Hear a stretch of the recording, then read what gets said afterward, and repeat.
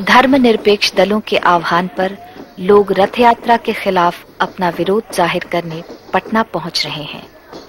43 साल के आजादी के बाद में भी महंगाई आज आसमान को छू रही है। बेकारी आज करोड़ों नवयुवकों की है। भूखमरी और गरीबी, आधे से अधिक लोग आज भी उस लक्ष्मण रेखा के नीचे हैं। यहां पर निरक्षरता, बीमारी चारों तरफ फैली हुई है। मगर मालूम होता है पिछले कुछ महीनों से कि मानो इस देश में इनमें से एक भी समस्या ऐसी है ही नहीं। एकमात्र समस्या अगर कोई है तो वो है मंदिर और मस्जिद की। बिरथ रघुबीरा के नाम पर एक रथ पर चढ़कर एक पक्ष के नेता उनका चुनाव चिन्ह कमल को लेते हुए और भारतीय जनता पार्टी का ध्वज लहराते हुए देश भर में रथ यात्रा करते हुए घूम रहे हैं। तो ये किस लिए घूम रहे हैं? बीजेपी के लिए वोट बटोरने के लिए। अगला चुनाव अगर आवे तो 88 का 188 किस तरह किया जाए, इस बात पर सोचने के लिए। मैं ये कहता हूं कि उनके सारे ये रंगीन सपना चूर चूर होकर रह जाएंगे, क्योंकि इस देश में बहुसंख्य हिंदुओं ने धर्मनिरपेक्षता को अपनाया है। अगर आज ये भारत एक धर्मनिरपेक्ष देश के रूप में है, इसका बहुत बड़ा श्रेय इस देश में बसने वाले 85% हिंदुओं को बेशक जाता है।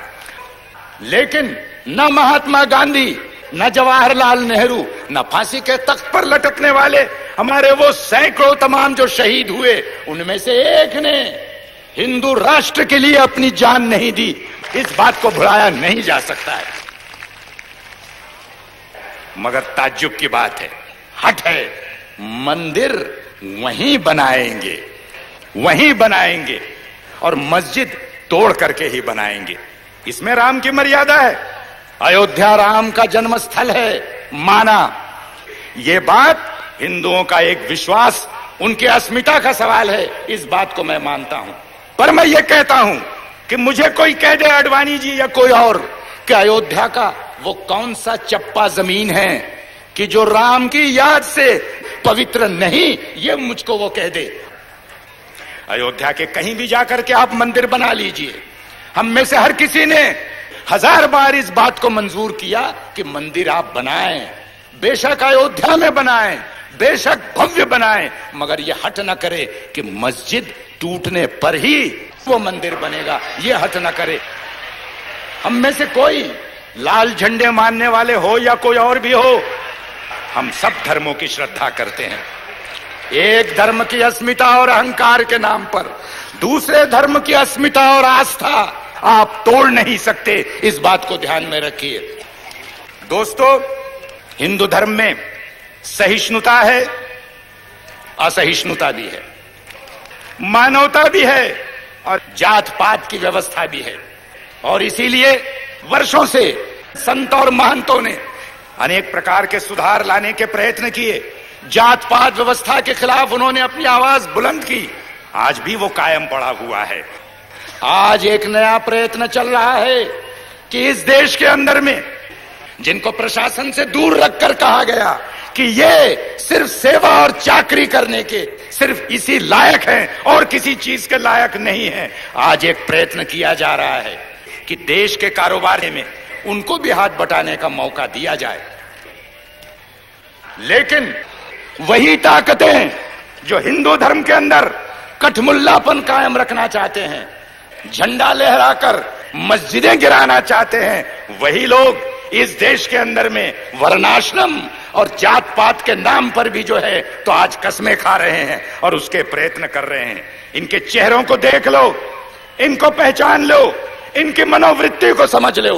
और इसलिए मैं कहूंगा कि यहां पर ये सारी लड़ाइयां एक तरह से जुट गई हैं कि मस्जिद कायम रहेगी, मंदिर जरूर बनेगा। इतना ही कहते हुए मैं अपनी बात को समाप्त करता हूं।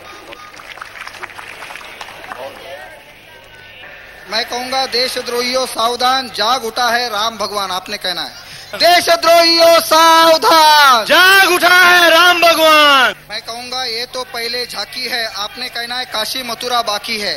यह तो पहले झांकी है, काशी मथुरा बाकी है। इन्होंने तलवार दी थी भाई को, आज मैं उनको ये तलवार दे रही हूँ उनके अभय के लिए, उनके निर्भय के लिए। एक बहन ने तलवार देना अपने आप में इतिहास बनता है। बोलो श्री लाल कृष्ण आडवाणी जी की, सौगंध राम की खाते हैं। LK आडवाणी जिंदाबाद, राम भक्त जिंदाबाद। और जोर से बोलिए भगवान श्री राम की। आप लोगों का बहुत बहुत धन्यवाद। नमस्कार।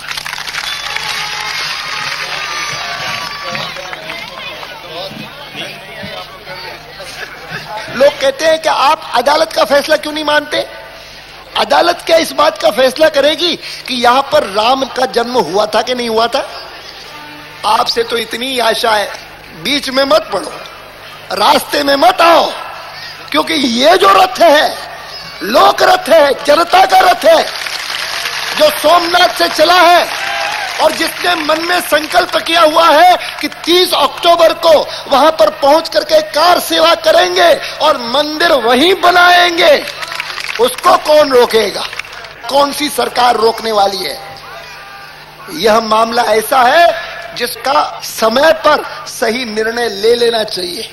मेरे साथ एक बार बड़े जोर से कहिए, सियावर रामचंद्र की।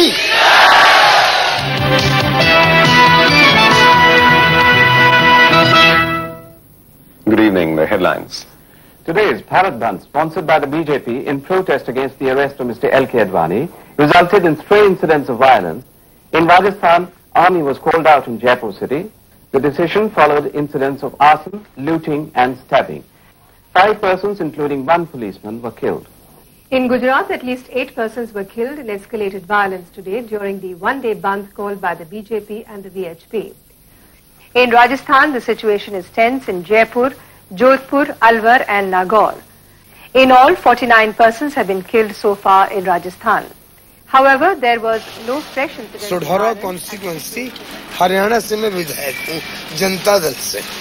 अभी आज मैं पार्टी से रिजाइन कर रहा हूँ। ये मंदिर बनना चाहिए क्योंकि मुसलमान जो लोग हैं वो हमारे किराएदार हैं। 1947 में पटेल जी ने एक बात कही थी कि इन सालों को भगा दो। हमडन्स को हमने अपना घर खाली करा लेना है, बाई फोर्स, बाई हुक और बाई क्रुक। हमने अपने मकान को खाली करा देना है, आती है करा कर रहेंगे। मंदिर बनेगा। विजय राजे सिंधिया हमारी माता जी, माधवराव सिंधिया की माता जी, मेरी माता जी, अटल बिहारी वाजपेयी, LK आडवाणी, विजय मल्होत्रा और आपके मदन लाल खुराना, हमारे सारे भारतीय जनता पार्टी से आज मैं पत्रकार सम्मेलन बुला रहा हूँ। शाम को मैं रिजाइन करूंगा। आज मैं भारतीय जनता पार्टी में शामिल हो जाऊंगा या कांग्रेस साई में। जनता दल आज मैंने छोड़ दिया। मैं विधायक हूँ, MLA हूँ हरियाणा से, ताऊती भी लाल के यहाँ से, लेकिन आज मैं मुलायम सिंह यादव के खिलाफ हूँ।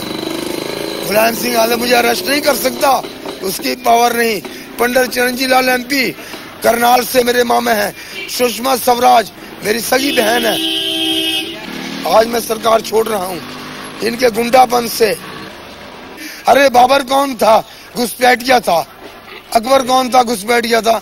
तो हमें बाबर को नहीं मानना, हमें राम को मानना है, जो कितने सालों से हमारे देश के अंदर राम राज्य था, दशरथ के बेटे थे।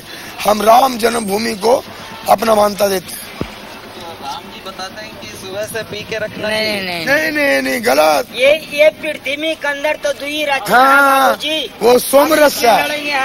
हाँ। भाई साहब बता कि आपने सुबह से शराब पी रखी।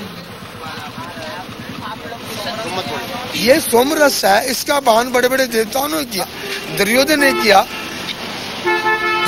किया, धृतराष्ट्र ने किया, श्री कृष्ण ने किया।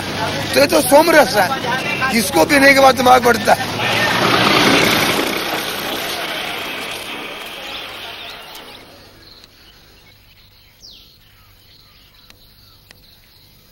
हम तो कहीं फैसला हुए वही ठीक है।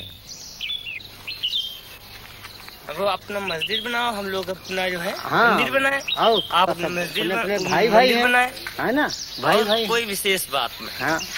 अब इतनी दोनों फरीकन में इतना जुझ है, हाँ। और इसमें फायदा कुछ नहीं होगा, बस नुकसान के अलावा क्या फायदा है भाई? पैसा हर जगह जो लड़ाई हो ठनी तो पैसा लागी, इधर से पैसा उनका घाटा नहीं पर हमारा घाटा है। हाँ, हम लोग चौराहा दुकान खोले, कोई ये पैसा काम नहीं होता, ये पैसा काम नहीं हो रहा है। घर जा किसान है, आप बताओ कि जो का 4 किलो का नमक बिका रहा है तो का कहते किलो भरे का नहीं मिल रहा है, 1.5 रुपया 2 रुपया किलो का नमक मिल रहा है।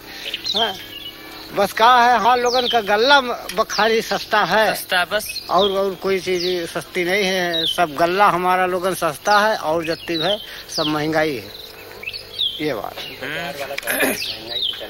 हाँ। कभी कोई उछड़ा नहीं, कबो नहीं झगड़ा हुआ। अब हमारे यहाँ पर कोई वो वैसी बात नहीं है, ये तो बाहर का जो है सब सब बातें बेकार की लड़ाई बेकार की बात तो नहीं है ना। मस्जिद तोड़ के मंदिर कैसे बनी? अब बगल में बना लिया, पर कोई बात नहीं, झगड़ा शांत करेंगे, शांत हो बिल्कुल। लेकिन अब एक उठाव वाली बात है तो वो बात अलग, लड़ाई वाली मतलब बात हो गई। आप हिंदू हैं कि मुसलमान? नहीं, हम तो हिंदू। तभी आप सोचते हैं कि यहाँ मस्जिद नहीं टूटनी चाहिए? बिल्कुल, क्यों भाई हमारे मंदिर बना हो, कोई तोड़ा लागे तो हम कैसी बात तोड़ जाए मंदिर? हाँ, तो अगर तुमको मस्जिद बनाना है तो अपन अलग बना लो, या जैसे भी लोगों को मंदिर बनाना है तो अलग बना लिया दूर। मस्जिद न तोड़ा, जिससे एक चीज बनी है तो तोड़ना नहीं ठीक, वो क्यों तोड़ा?